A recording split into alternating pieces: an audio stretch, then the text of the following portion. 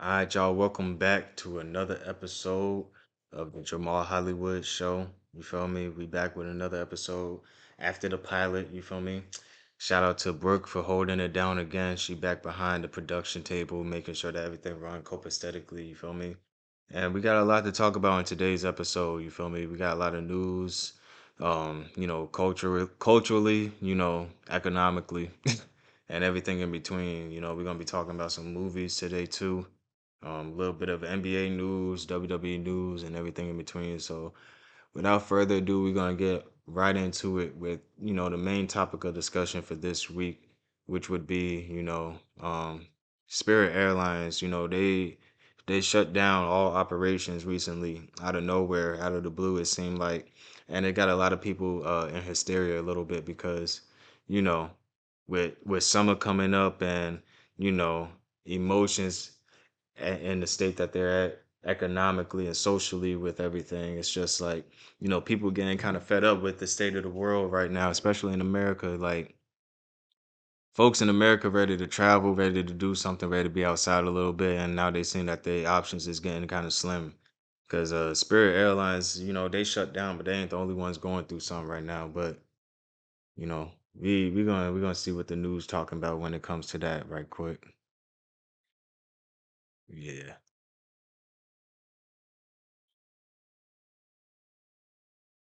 Story that's still making headlines today. Former Spirit Airlines employees rallying outside the company's headquarters near Fort Lauderdale on Monday. The budget airline suddenly shut down operations over the weekend after a $500 million federal bailout fell through. Christian Benavides reports from Fort Lauderdale, Florida. Former Spirit Airlines employees wore their old uniforms Monday, It feels like someone died. exchanging hugs and tears outside the company's headquarters. We're all just kind of feeling numb because you don't feel like this really happened. Thousands of crew members lost their jobs and health insurance after the low-cost carrier suddenly shut down Saturday. I lost my lifestyle, my benefits, traveling. Melissa Justice served as a pilot for the airline for 29 years. I just turned 61, required to retire at 65, so I'm going to start applying for other jobs. The impact of Spirit Airlines' collapse is hard to miss. Counters like this one at Fort Lauderdale International Airport are now completely abandoned. It's like a ghost town. Some passengers had to scramble to find a new way home over the weekend. I don't fly very often, so this is not something that I was expecting to run into. Travel experts warned the company's failure could mean even higher prices for air travelers this summer. There's obviously fewer low-fare airline seats available. Some people may cancel some of their vacation plans or change where they go. Other airlines are looking to acquire some or all of Spirit's gates. Rival carrier JetBlue has already added 11 new routes from Spirit's former home base to win over Spirit's low-budget flyers. Christian Benavides, CBS News, Fort Yeah, man. Airlines are going through it Now right at now, and it 6 seems like days it's only after going to the get Spirit Airlines worse shut with the down, way the hundreds world of is former going. employees are You know, worried about their next job. And tonight, the hope is other you got to drag airlines it all will the way step to the in left. and post some help wanted signs. The Good mouse is on evening. the I'm Lauren middle. Pastrana. Thank you for joining us. CBS News Miami's Ted Scouten is your reporter live at Fort Lauderdale Hollywood International Airport. And Ted, you spoke to Brian. Yeah. Yeah, everything going on with airlines right now is kind of crazy. Like it's a lot of hysteria going on. Like Spirit ain't the only one going through it. I just seen a report recently that I think it was Southwest, they going through bankruptcy too. So it seemed like all of the, you know, airlines outside of Delta, United, and American are kind of going through it right now, and the options are getting kind of slim.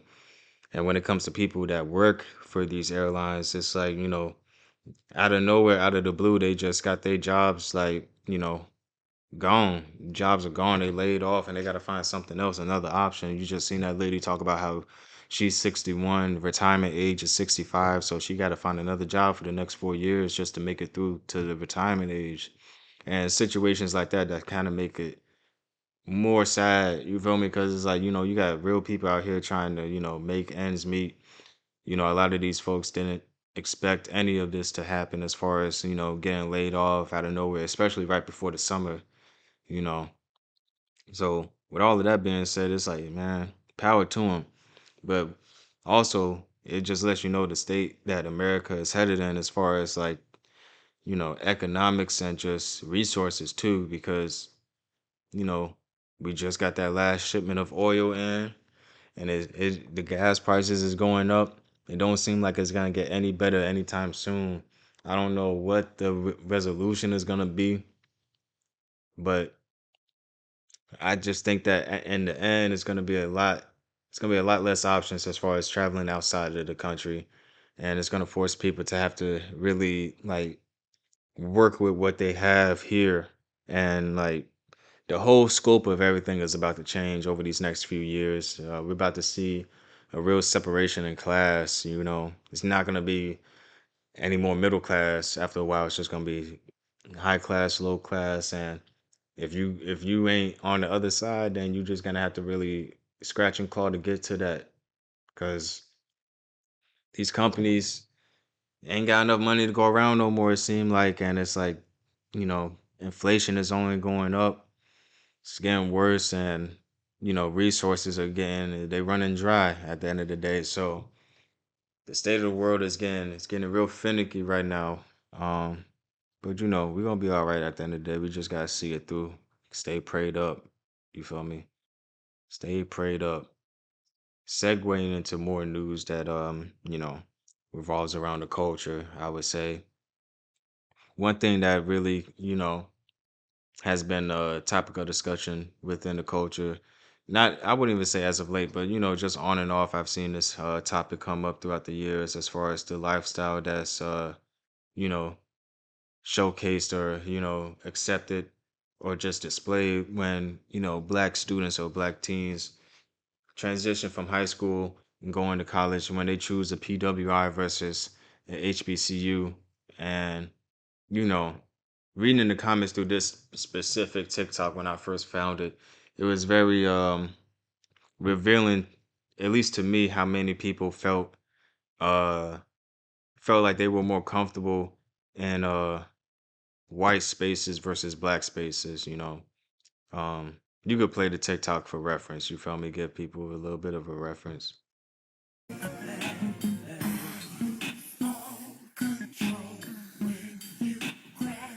And if you read through the comments, it's basically just following the sentiment of being more comfortable and not feeling like you have to compete with other people when you're in these PWI/white spaces. And you know, going being a HBCU grad myself and having gone to A&T, I just feel like I do see a lot of underlying competition.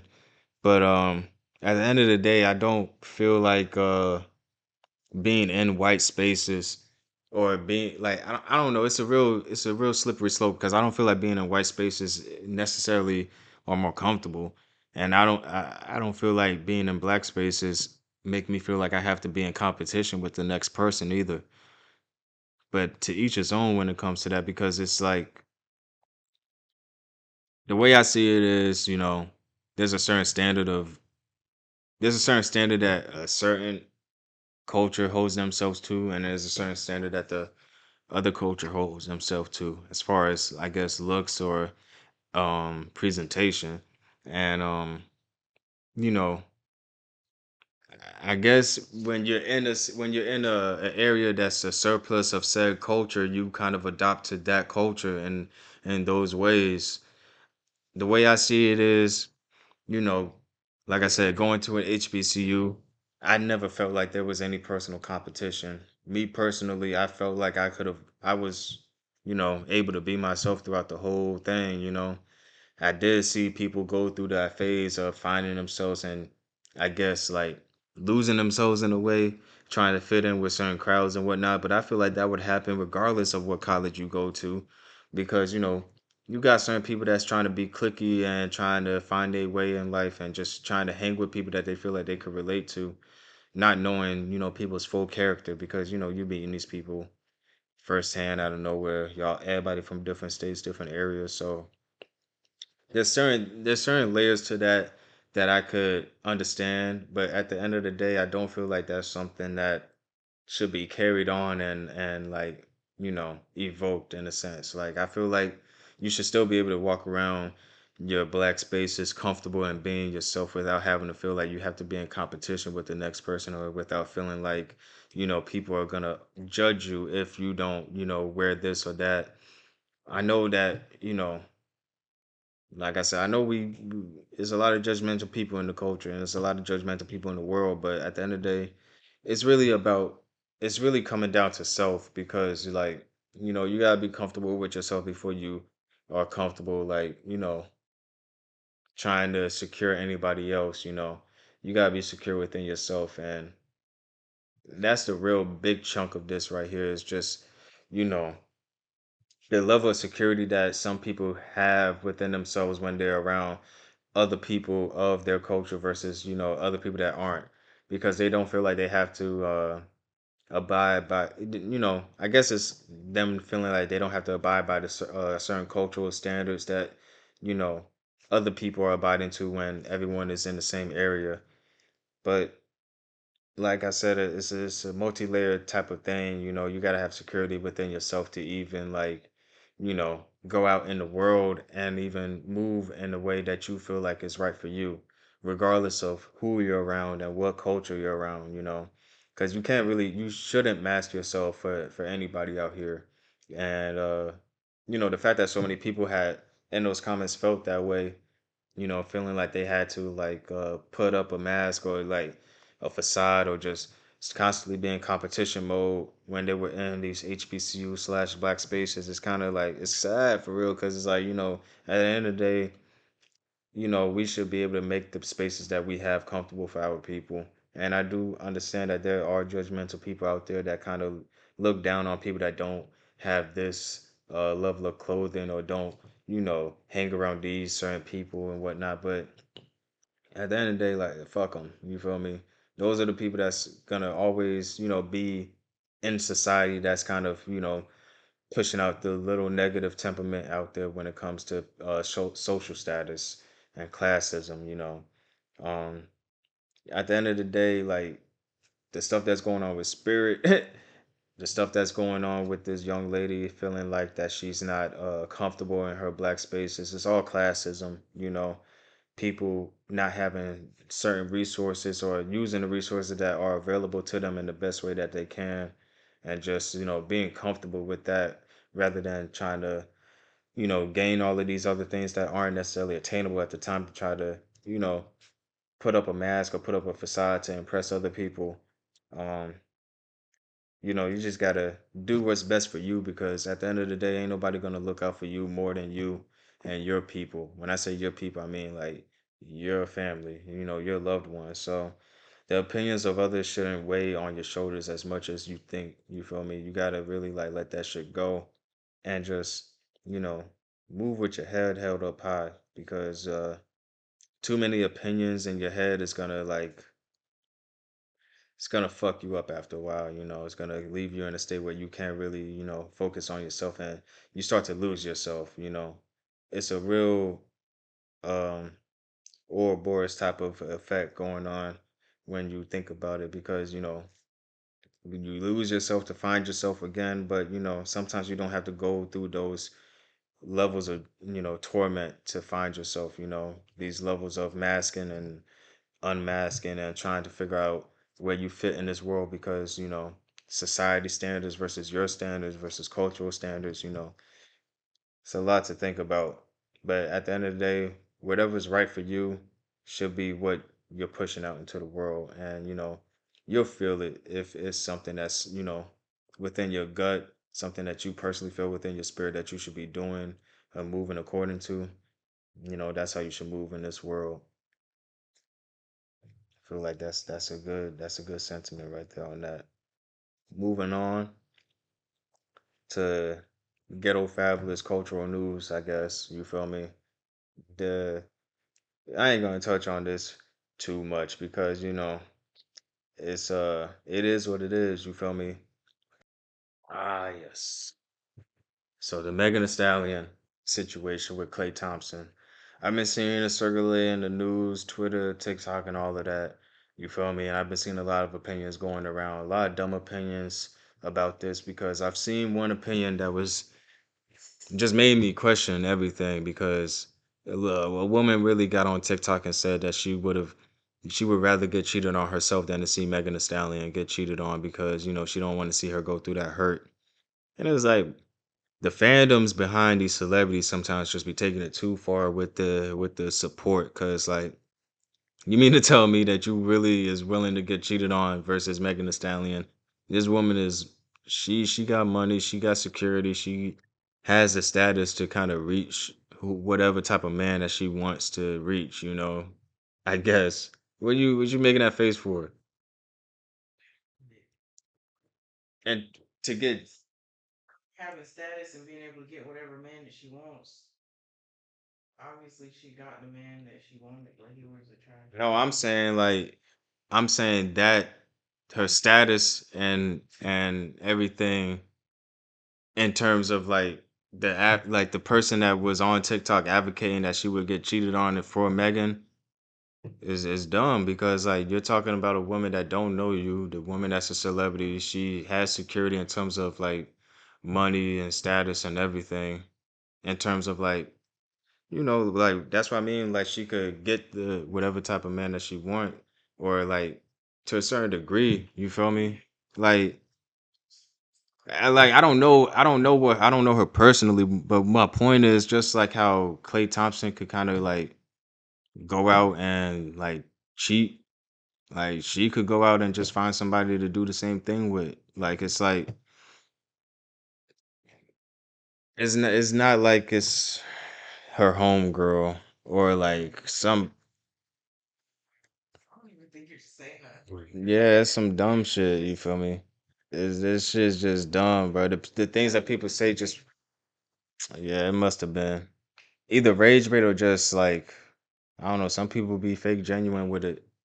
But all in all, I just feel like you know, people just should not invest so much energy into these type of situations because at the end of the day, both celebrities, they both have certain status in their own field and whatnot. So it's like I don't understand the advocation so much. Like and plus we if we're gonna be real, like this situation is not the worst shit that either one of them has been through, bro. Like if anything, bro, that last situation with Tori and everything, kind of like I feel like that kind of just shifted everything with her in terms of like relationships and everything. If the next relationship she finds, feel like it has to be somebody that's gonna really like fuck with her for her, and it can't be like a celebrity or something like that. A PR relationship, I should say, because that's what this felt like. This just felt like something that was like put together for a good image and everything. But like, if people want to be happy, they gotta find people that's gonna genuinely want to be with them, not just somebody that just want to look good with them. You feel me? So especially like when real situations happen, like that Tory Lane situation. It's like at this point, if you're really looking to settle down, you got to find somebody that's really going to rock with you for you versus somebody that's another celebrity that's going to, have a certain advertising behind them or a certain uh, publicist behind them that wants a certain image. And it's just a lot of things that certain lifestyles can't coexist together. Where's the happy medium though? Because on the other hand, she could be with a regular person that's not a celebrity, but then they try to like exploit her or something like that, or they're trying to use her. So what is the happy medium between a regular person and a celebrity? No, like Just their fucking with somebody abilities. that's genuine. I Yeah. guess. I mean, like, I feel like it just take time, bruh. Like, if we been real, just off of timeline wise, like it's been a lot of relationships within the a short amount of time. Like time wise, like you just gotta get to know people, gotta take your time, be patient. It's been a lot of relationships that we've seen. Yeah. I mean, I seen her with Tory Lanez, Party, G Easy, Clay Thompson. I seen her with I seen her with NBA player Big Tyler fish. Craig, And it's just like that's what I mean. It's just like, you know, patience is a virtue at the end of the day.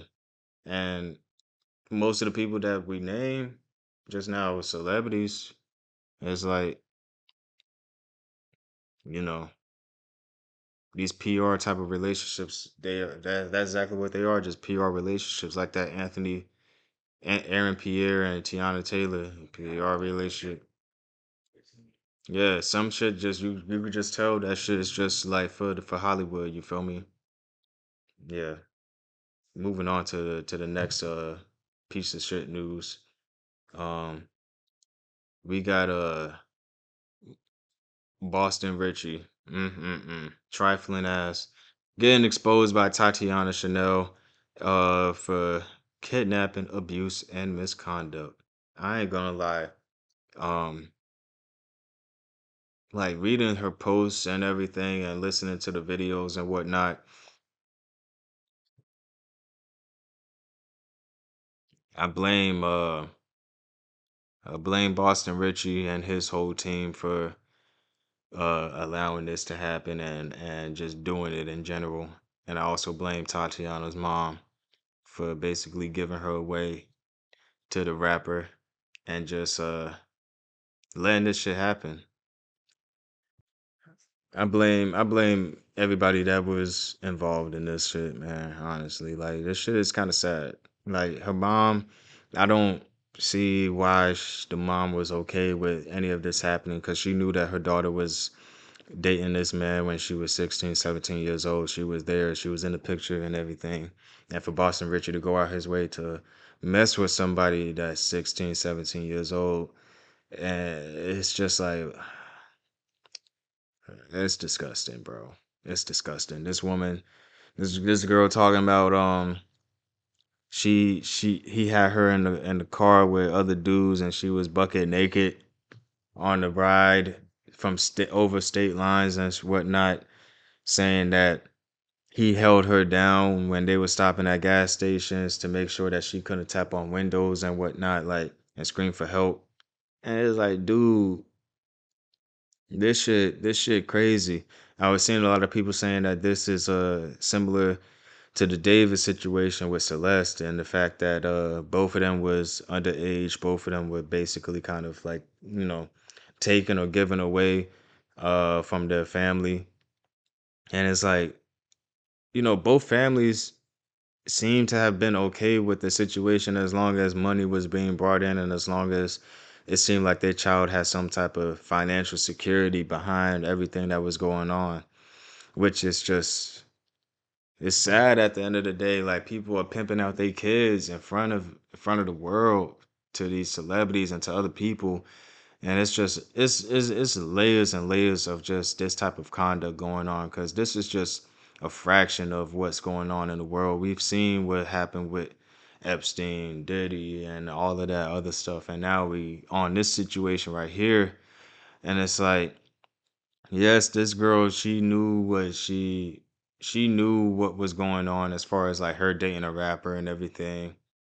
And like I did see a clip where like she said like she wanted to do it to get a bag and stuff like that, but I just feel like the mentality of it all is just it's so negative, man. And the fact that the mom pushed that mentality on her to be that type of person and to kind of like just be like, okay, even though you this age, you could still get this opportunity if you mess with this type of man or put yourself in this type of room. It's like I could see a situation where the mom was coaching her to end up in this type of situation for financial security and to even go as far as like, doing everything that she's doing now on the back end. I know Boston Richie, I don't know what the fuck he's on.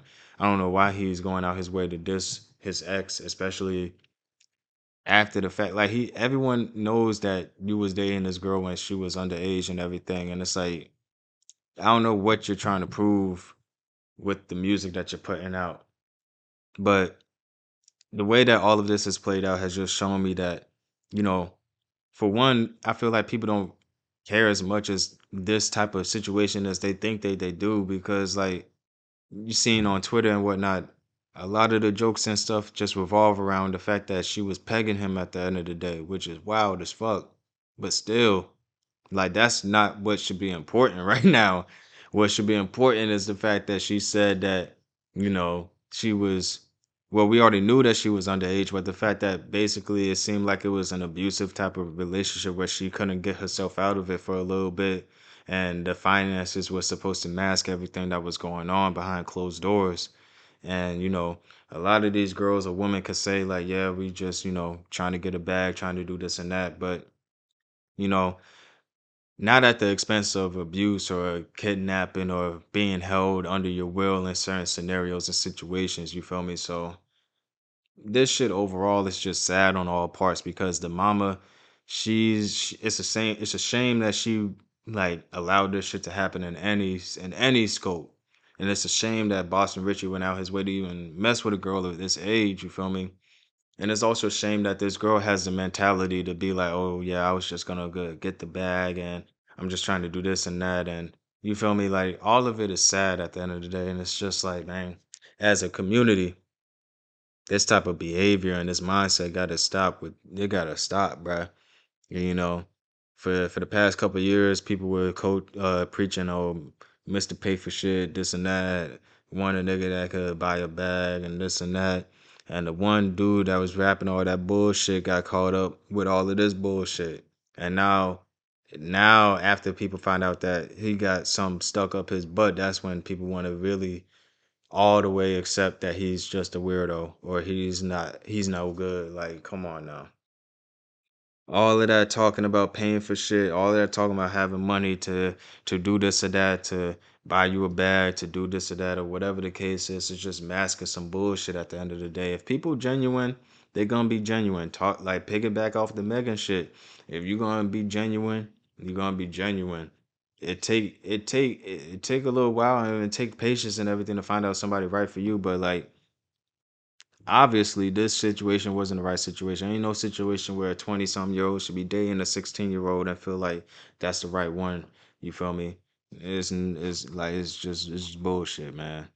And in Hollywood, they be allowing a lot of bullshit to be going on when it comes to like pedophilia and just exploitation and abuse.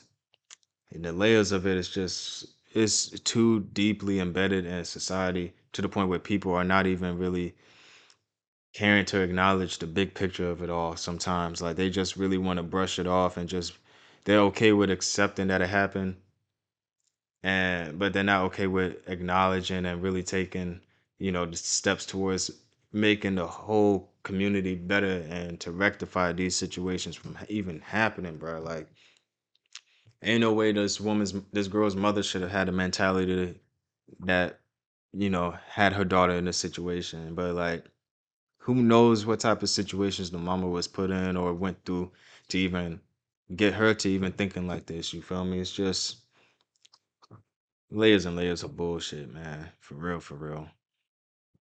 But moving on to the sports news of the night, you feel me? A lot has happened in the NBA as of late, Um, I will say one thing that's real big right now. Well, not real big, but the one thing that really did strike me as of late. Spurs versus Timberwolves, man. Anthony Edwards, he had got injured in the last game. Well, not the last game, the last series, I should say, against the Nuggets. Him and DiVincenzo, and they still pulled it through. They beat the Nuggets. Now they in the second round playing against the Spurs. Wembanyama. I ain't gonna lie, but when I seen the stat line and I seen that he had 12 blocks, I'm like, yeah, he probably gonna be defensive player of the year for the next few years, for real, for real. He the youngest one to get it, and he's in MVP talks this season. He got a promising career ahead, but Timberwolves still pulled it through last night. You could play the highlights. So they traded away, got back And here, Big and Yama now was gets a really couple of starts. Had a start in that doing opening his thing a round. little bit, Shot even clock though down to 5. Shannon. on the offensive side he was not holding it down. I think he went like 0 for 8 from 3. Exactly. First 3 possessions blocked. Pick and roll. Look for him to keep Rudy in action. There is that matchup again. Wemby's taking it in. Over Gobert. It's a different matchup. That boy Wembanyama got a Nephilim build for real. Gobert off the screen and roll to the left hand. Second-year player out of UConn, Stephon Castle's got 9 in the game. Reed, blocked from the weak side. 4 blocks now, that man. 10 minutes in the game for Edwards so far. Randall, there's that man again. And again. Oh, he blocked that one, standing straight up. See, I know it gotta be annoying to play against him at times, man. Gobert almost took it away. Wemby goes body control. Wembanyama didn't know where he was going to go or how he was going to score. Just moved around the air, went off the glass. The Spurs are back, and Wemby's pushing it. Oh, man. Oh, man. Come on now. What? Say, oh, man, one more time, Terry, for the trifecta. Oh, man. Mark here in the second quarter. 7'5", I think. Knocked out of bounds and hadn't hit one tonight yet. 0 for 5. Reed gets through from the weak side. 7 blocks. Unbelievable. 7. All right, he could easily say, I surpassed you, but there's a certain homage he always pays. Being 7'5" and doing all of this, like he real agile for 7'5". Acting like he's using the pick and roll, does reject and dunks with the left hand. Fox just hounding McDaniels. Got him up in the air. Here comes Wemby again. It's almost like Wemby saying, let him go. Let anybody go. He's been a pro. He talked to his dad about him. He said everything about him was pro-like even at a young age. 5-time NBA champ Ron Harper, the miss. Yeah, it really don't matter. Anytime they shoot in the paint and he right there, it's a block. You could pause the highlights. But yeah, Wembanyama, he the future for real. And he still pulled through. He had 18 points last night in the win. You know, Timberwolves still pulled it through. You know, something else I did notice too recently in that Pistons versus Magic series. Angel Reese, man, I ain't gonna lie, bro. She was doing a whole lot of talking on the net when it came to, cause little do y'all know, even me, I didn't even know this. Angel Reese had dated Jalen Duren, and now she's dating Wendell Carter. And when they played, you feel me? There was a whole lot of subliminals and whatnot being posted on the gram and shit. As soon as the Pistons came back and won, all that shit went quiet. And it's just like, damn, bruh. I ain't gonna lie, the relationship shit it's everywhere, bruh. You got NBA players dealing with that shit. They on the court battling each other. And this nigga gotta go back home just so his girl could post a Instagram post dissing her ex and shit. Like, god damn, niggas can't even focus on the game, man. But moving on to WWE news. This is very telling for the state of the world right now. Like I said, economy fucked up, man. And this is I know everybody's not into it, but as far as the news goes, this is something that I feel like should still be touched on because regardless of what company you work for, having to take a 50% pay cut out of nowhere, I ain't gonna lie, that's pretty steep, bruh. That is pretty steep. On top of laying off a bunch of people, and it was a few people that left on their own, like Kofi Kingston. When Kofi Kingston left, I knew this shit was going downhill. Cause niggas like that don't just leave out of nowhere, you feel me? And then after he left, news came out saying that, you know, the parent company, TKO, they wanted to, have all of the wrestlers, superstars or whatever, take a 50% budget cut. And at the end of the day, like, I wouldn't be surprised if more people ended up leaving because of that. How do you expect somebody that's been making a certain amount of money all this time to just take a 50% budget cut? It's like, hey, we ain't talking about no 5, 10, 15. We talking about 50. We talking about half of their income. And I don't know. These are people that they work all year round. It's not like one of those sports where you got an off season and whatnot. This is a year round type of event type of thing. So seeing that a lot of people are having to go through this economic strain, no matter what level of profession they at, it's kind of it's very telling for where the world is right now, where the American dollar is right now. There ain't enough money to go around as it seems anymore. And for companies to be doing budget cuts this big, and for airlines like Spirit and Southwest to be going through financial struggles and shutting down operations and everything, there's more of this to come in different realms. It's gonna be more companies, stores, or whatever the case is that's just like, shutting down or going bankrupt or just, having to rebrand the whole thing because of the way the world is going. I feel like it's gonna end up in a state where we're gonna have a lot more delivery service type of companies going around. Or everything is just it's just gonna become a monopoly and everything's gonna have to be Amazon type of thing. Cause I could really see a world where shit just condensed down into a few parent companies at this point, and like we all buying from the same consumers, having to live the same type of monotone life because the options are getting slimmer, and like I said, the money isn't going around as much as it used to.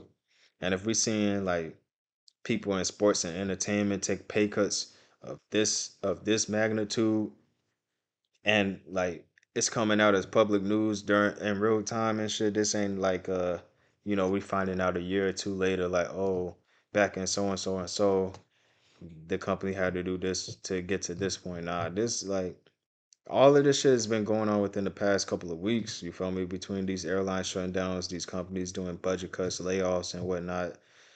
It's a lot of shit going down as of late that's kind of transforming the world a lot faster than what we know. You feel me? And before you know it, people are gonna wake up and realize that the America that they once knew is not there anymore. That shit is gonna be long gone. And all these motherfuckers that voted for Trump, thinking that, oh, we're gonna make America great again, we're gonna get back in a good economic standing, we're gonna do this and that. Now look at the state that we in now, and look at the trajectory of where we're going. You know, grass ain't always greener on the grass is not always greener on the other side. It's a quote that people should know and live by. And moving on though to movie news, you feel me? We got some movie trailers that we're gonna go over right here. I ain't gonna lie, Christopher Nolan. I feel like he cooked up a banger with this one. The Odyssey. It look like it's gonna be a good ass movie. We got Tom Holland in here. We got Robert Pattinson, John Berthal, Matt Damon, Anne Hathaway. It's a stacked cast, and everybody look like they doing their part. And the cinematography and the way it's shot and everything look like it's really gonna be worth seeing in IMAX. I think this one is coming out in 70 millimeter too, so hopefully it's worth the experience. But we're gonna play the trailer right here. The son. I want you to choose me. All right, did that scare you? You jumped back like I thought it scared you. Nah, but the way the effects are in that movie, the Cyclops, the way that's looking, and just the way it's shot, I feel like that's gonna be one of them ones. I ain't gonna lie, that's gonna be contender for a movie of the year. I'm calling it right now because the acting performances I'm seeing, just based off of the trailer, let me know that everybody kind of brought their A game to this one. You feel me? Because they kind of know that this one is on a certain standard. You feel me? I'm hoping that it turned out to be a good one. Is that the same one that's the same director from Dune? Nah, he didn't do Dune. That's the same director that did The Dark Knight, Interstellar. Yeah, For sure. yeah. Moving on to Mortal Kombat though. This movie come out this weekend, and I'm hoping that this is an enjoyable movie because the first one, I ain't gonna lie, it was all right, but the main character that they had in that movie was not even a part of the Mortal Kombat universe. They just made that character up simply for the movie. And if they had to just went with a straight Mortal Kombat just storyline, plot, whatever, it would have been a much more enjoyable film rather than seeing it through this main character's eyes. But the fact that they kind of diverted, they're making the main character of this film Johnny Storm I said Johnny Storm. They're making the main character of this film Johnny Cage. It seems like, and it's like, yeah, that's fantastic. I'm like, goddamn, bro. But yeah, Johnny Cage, he looked like he the main character in this one, and I feel like that should have, if it wasn't Scorpion, that probably should have been the main character for the first one. If it wasn't either Scorpion or Liu Kang, but they finally, it seemed like they finally getting it right. You feel me? And shit. Hopefully the trailer end up being good. You say drink that water. Called Mortal Kombat. Movie looks like what the game look good. It's showtime. Yeah, that right there, that seemed like a good summer vibe right there. Like a good fun movie to watch with your family or your friends, girlfriend, whatever the case is. You feel me? Because yeah, that right there just seemed like a little good time. It was much that one right there, based off a trailer, I could tell is gonna be better than the first one. The first one was a one and done for me. I ain't gonna lie. Other than the opening scene in the first one, it was nothing really enjoyable or memorable from it. And I remember when the movie first came out, it was when HBO Max had first released and everything. So, you know, I watched it on there. It was one of the main movies that they were promoting along with HBO Max. And that shit did not deliver like that, bro. Looking back on it, a lot of those movies that came out during that launch time were just kind of mid. Not like they were like 7 out of 10 at best. You feel me? Like, and I'm just like, damn. Scoob, I didn't even watch that. That was mid. Damn, niggas fucking up Scooby Doo. I seen niggas fucked up. Well, not fucked up, but a lot of people was complaining about that Velma show. I don't, I don't know if they. I seen a lot of complaints just because she was black, but I didn't know if the show was actually. Oh, she black and Indian. I thought she was black. Literally every clip, I thought she was black. I ain't gonna lie. Hey, I can't even remember the show. The Mickey show or something like that. Mm-hmm. The girl that the Indian woman that plays her, she was the main character. Mm. Yeah, I don't know if it was like a racism thing, like they didn't like it because she was brown, or if it was like the show was just bad. I never watched it just because when it come to cartoons like that, I think I'm past that phase. Like I could watch a Courage or something like that, something I grew up on, but like a if a new kid cartoon comes out, I don't think I could sit down and watch it Yeah, even. it wasn't a cartoon. Like they had like dirty jokes in there. So it's for the people that grew up watching Scooby Doo for real. Sure. I ain't never tuned in. But yeah, a lot of those movies when they first released, HBO Max was just kind of looking back on it. You know, you could kind of do without them. I'm hoping that this weekend, you know, we get a good feedback from that Mortal Kombat though, because if I end up seeing it this weekend and that shit is terrible, I'm gonna be like, man, they might as well just do away with this shit, man. Because if this movie not good, there ain't no need of releasing the third one. I don't give a fuck. This one got to be at least entertaining enough to get you to a third one. Cause yeah, but The budget differences between the first one and this one. you think there's more budget put in this one? Well, you know, it was like pandemic season a little bit. I think when that first one released,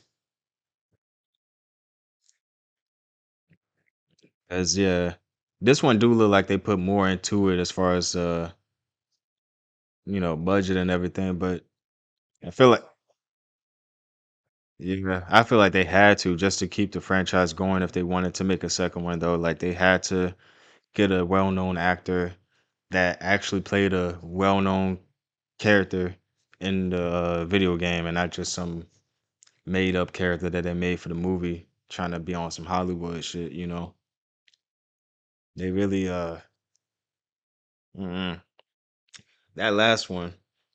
That could have been low key the movie review for this for tonight. That last one, that shit was kind of like, good God, bro. Just thinking about it now, it's like Million. This one, 68 million. mm, that extra 13 million. It looked like it helped out. Made up for the actors and all that. Yeah, That shit look like it's gonna be alright though. It look like it's gonna be alright. With that being said, I think it's time to wrap it up. We done covered everything that we needed to cover. Um, you got any closing remarks, Brooke?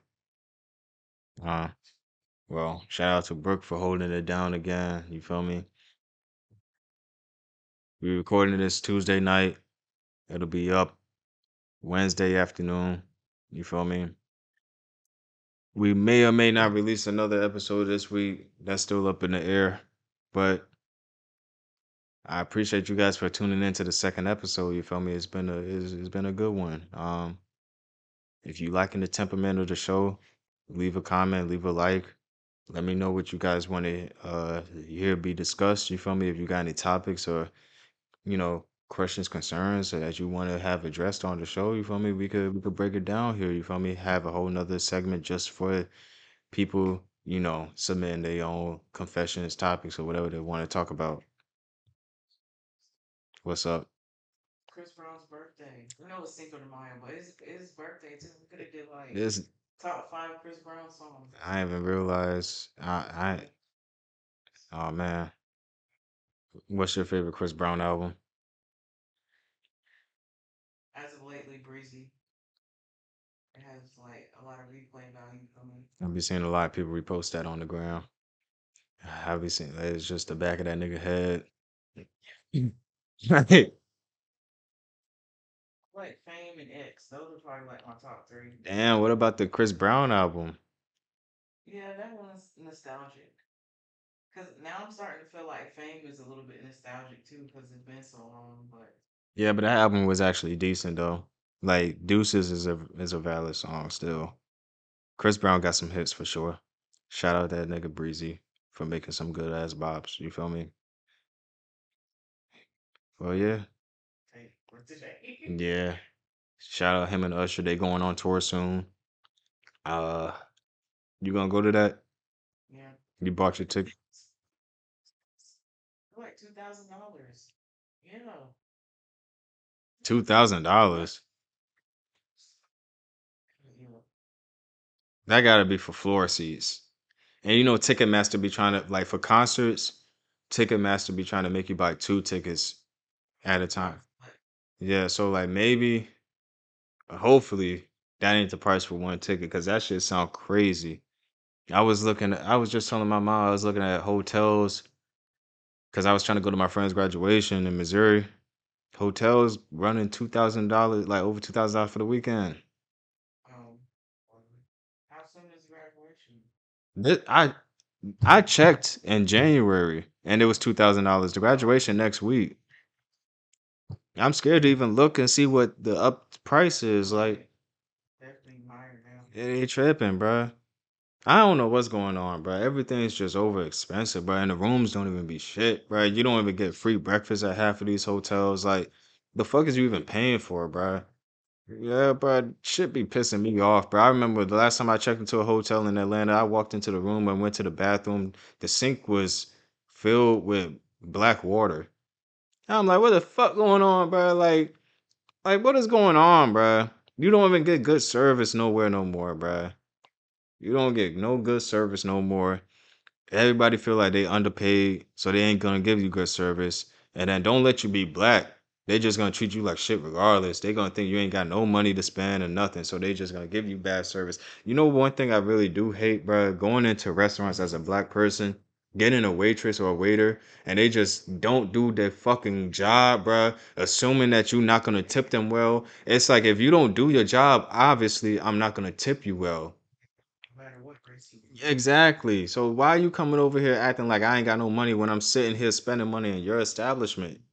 Motherfuckers got a lot of nerve, man. I hate that shit. That shit really bothers me because it's like, bruh, I didn't have to come here. And if you want this to be a whites only establishment, you better stop acting like this is a spot for niggas. Niggas love niggas like what motherfuckers.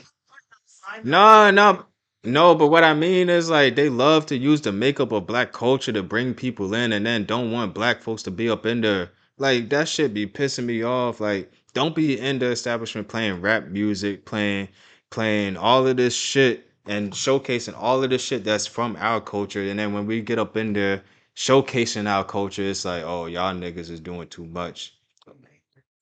Pandering to them hipster white folks and shit. Like, I ain't gonna lie, bro. This shit just feel like a fucking video game. This shit don't feel real. Cause you really got people out here that's look you dead in your face and like feel like you the problem, bro.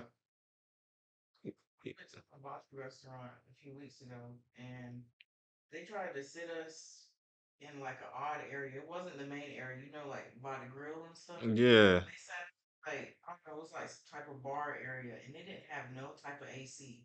It was hot as fuck over there. That's I was like, like, lady, I was like, it's like there's no air, and then they moved us over, and you could tell it was a stark difference between the two. yeah, and it's just like it's just because we black. And like, do you think I'm gonna come in here and act like that one video that you seen on TikTok where like somebody was acting the fool?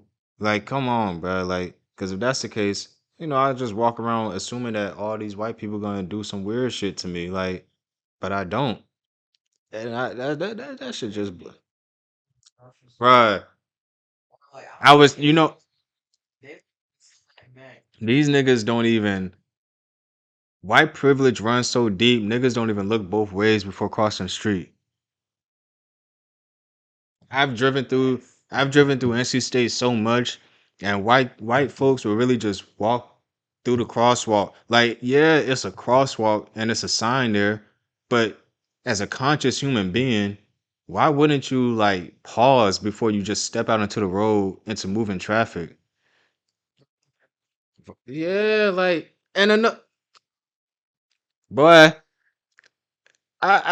we working on our project, right? And this is like this is the last day before the project is due. I had scheduled an appointment so I could get my material cut so I could make my model, right? Man, this one I had scheduled my appointment for like 6:30. I get there, this one motherfucker in there that's still running over my time. I'm like, bro, how much longer you think you're gonna be? He's like 15 more minutes or whatever. He take more than 15 minutes. But mind you, I had scheduled an appointment for the time that he was already using. So like, yeah, nigga, I'm after you. This white girl come in there, like she said she had an appointment from 7 to 8, and it got to 7 o'clock by the time he was done, and she was like, awesome, like, yeah, you could use it, and I'll just use it after you. Like, yeah, bitch, I was gonna use it. You ain't gotta tell me that I could use it as if like, bitch, you just got here. First of all, I've been here, and then yeah, even my classmate who is white, she looked at me when she said that and just like motherfuckers be tripping, bruh. And they conscious of that shit too because for the other white girl to notice what she was doing and just be like, go ahead. Like, bitch, come on, bruh. That shit be blowing me, bruh. They feel like they doing you a favor, and white people love to rush you just so they could take their time. Like, bruh, no, bruh. You're not finna rush me out my spot just so you could take your sweet time and then have me begging for my spot back. Like, no. I don't like that shit, bruh. There's a lot of shit that they be doing I don't like, bruh. That shit just be pissing me off. But that, bruh, or just be on your heels in the fucking line. Like, I was Christmas shopping. I don't know if this woman was white or Arabic or what, bruh, but she was on my ass, bruh. And it's like I'm standing in line and it's like, why is your cart touching my heels more than once? And it's like when you say something, you seem like the aggressor. I hate that shit, boy. They love I just move up if I got space. this was Christmas. We ain't had no space though. Like, and that's the thing, like, I didn't even have a cart. I just had shit in my hand, so I'm moving up and like it's not like I'm taking up extra space because of a cart or because of anything else for you to even feel like there's not enough space. What? Oh my God, but that shit just be blowing me. And that crosswalk shit really does blow me too because like when you get into the crosswalk and cross the street, motherfuckers will look at you like you taking up too much time crossing the street. And it's like when the roles is reversed, bruh, people act so strange, man. So strange. And that whole using the black culture just to get people in the door, but not wanting black people to be in there is, I be seeing that shit a lot, especially downtown, bruh. You go downtown to Glenwood, you don't hear nothing but our music playing. You don't see nothing but our aesthetic drizzled into everything that's going on. And it's like they don't like it when niggas come in there wearing whatever. You can't even go to certain spaces wearing a white t-shirt because they feel like you on some shit. Like you didn't know that was a thing. Like white t-shirt, you can't wear a white t-shirt in certain spots, or you can't wear like ripped jeans or like that's all downtown Glenwood. That's what I'm saying. That should be annoying. Yeah, you going to where I know. I'm not coming in here. Yeah, man. Downtown is weird. I would say North Carolina, but hey, man, I can't say all of North Carolina. It's really just these Like that because like the NC State students be over there. Because the other parts, it don't be like that. Like Fayetteville Street. It do be a lot of NC State students out there and shit, and them motherfuckers just like I said, they cross the street without looking across. They cross the street without looking. White privilege, that shit runs so deep, bro. And being at NC State really showed me and reinforced the fact that these motherfuckers really think that they just simply better than you. Like they just feel like they could like just do even when it comes to like I be seeing how black students are treated by colleagues or professors versus other students, and it's like, bro, that should be too obvious, bro. This should be now. It don't even gotta be black. It could be Hispanic too or Muslim. That should be too obvious. Sometimes they really do show favoritism to the white kids. Sometimes. Architecture program at a HBCU, you would have rather went there. Yeah, I try to do that. A&T. They ain't got like a architecture. Like there's only two colleges in North Carolina that got an accredited program for architecture. And that's UNC Charlotte and NC State. Yeah, nah. But if I had a winter in HBCU for architecture, I feel like in terms of like the types of design and stuff that I'd be doing, it would have translated a lot better in terms of just the way black people use space versus the way white people use space. Like it's a lot of layers to architecture that people don't even take into account. Like this shit is layered racism and classism at the end of the day because it's like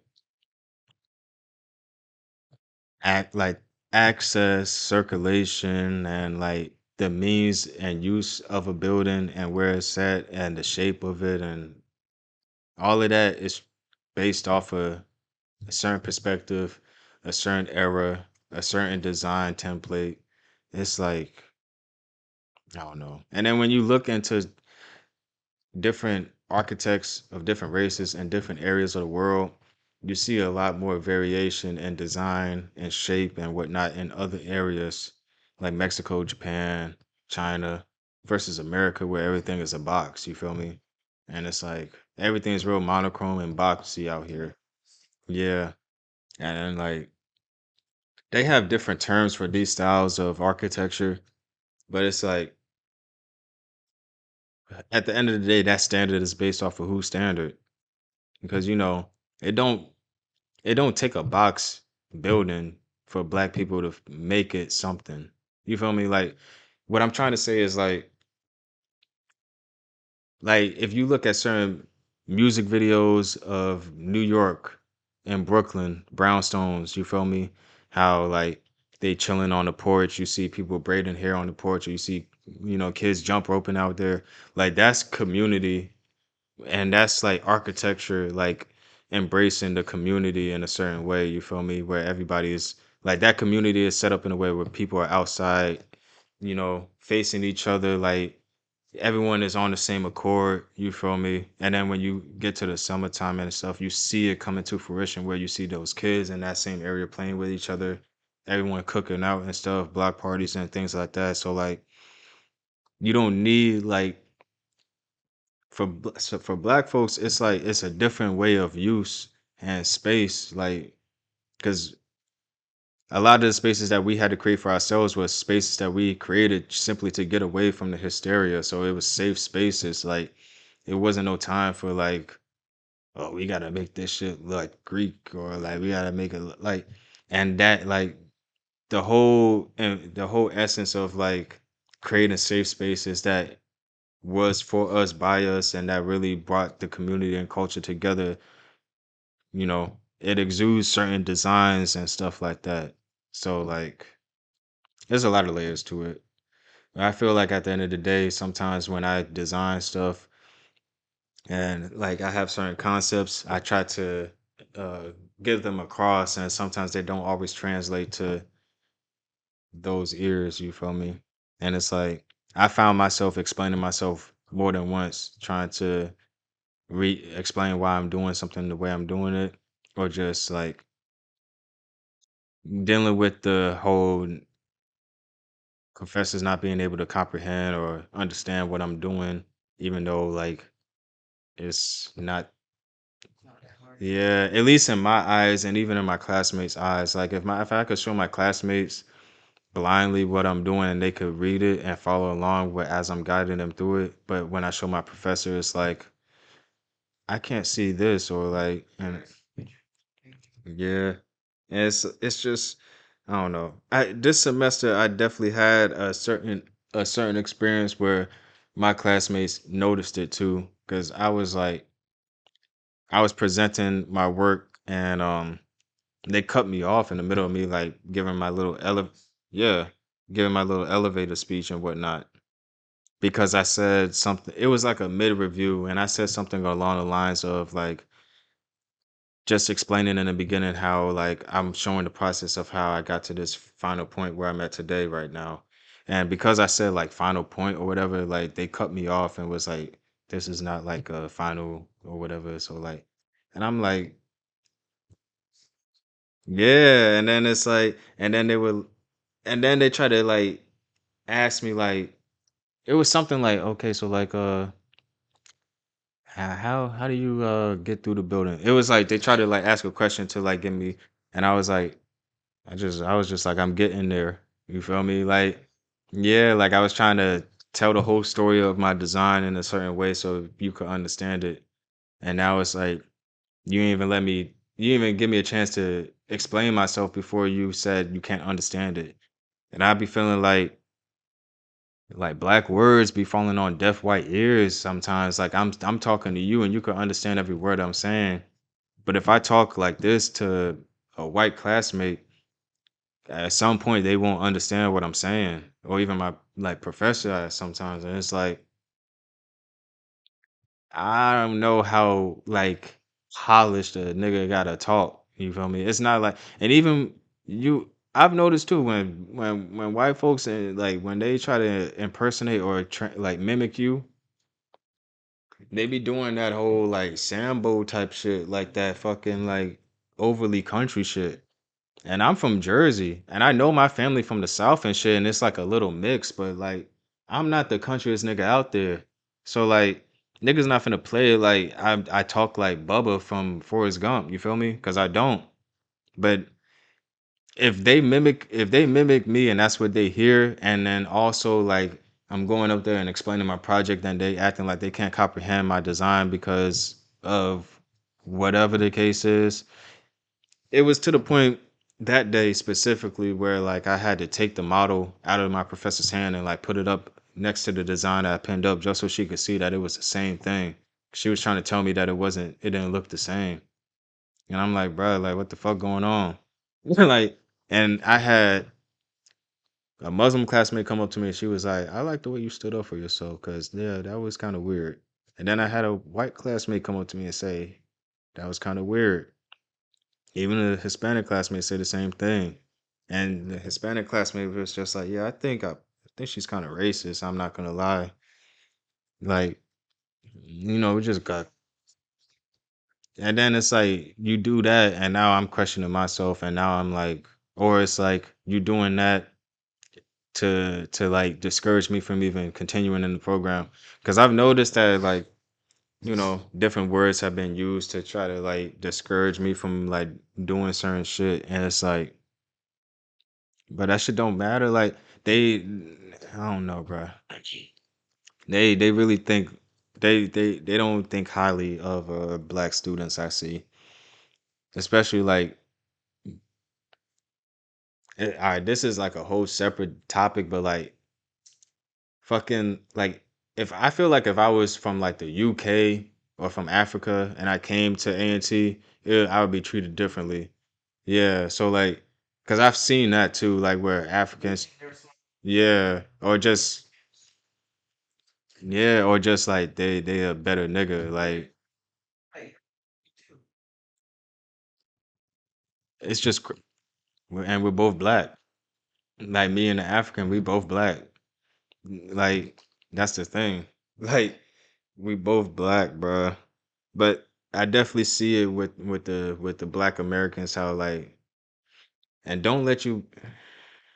We're gonna have to talk about that part off. Yeah, but yeah, there's a lot of layers to just being black and being like in that field, man. Because you'll find yourself dealing with different different mindsets and emotions with people, especially like you don't always know who's coming to review your work on the final presentation and stuff. So it's like you don't know who's gonna uh, like what type of personality you're gonna run into, and you know luckily for this final review for the last one I had last Friday, the review that I got was good. I feel like it was the best the best work that I put out and like the best feedback that I got too. Like the reviewers, they were honest with everybody, but they weren't like misinterpreting anything. You feel me? Like they fully understood everything I was doing, and the recommendations they gave were recommendations I would have gave myself. You feel me? And things I would have worked on if I had more time. But it's just I don't know. But I will also say those reviewers, one of them seemed to be, well, they like, I think he was gay, a gay white man, and the other one was a woman. So like it's little shit like that that kind of like their personalities aren't as cutthroat, I should say. Like versus like, you get a certain white woman that was raised a certain way or a certain white man that was raised a certain way, versus like someone who lived their life without certain restrictions or whatever, or without a certain mindset that keeps them in a classist type of mindset, or like you know how it is, Yeah, when people are more open-minded, they're more accepting and understanding too. So like that's what I mean about the layers of it all. I feel like all of those things kind of matter, even though people try to act like they don't matter. It does matter, bro. It does. It does fucking matter. But I appreciate y'all for sticking around on this one. And shout out to Brooke, for holding it down. It's late, so we're gonna turn it in. But make sure y'all tune in on the next episode, man. We're gonna keep it rolling. We're gonna keep it rolling. And we're guaranteed we're gonna have another episode out by next Wednesday. I don't know about this weekend, but by next Wednesday we'll have another episode out. Appreciate y'all.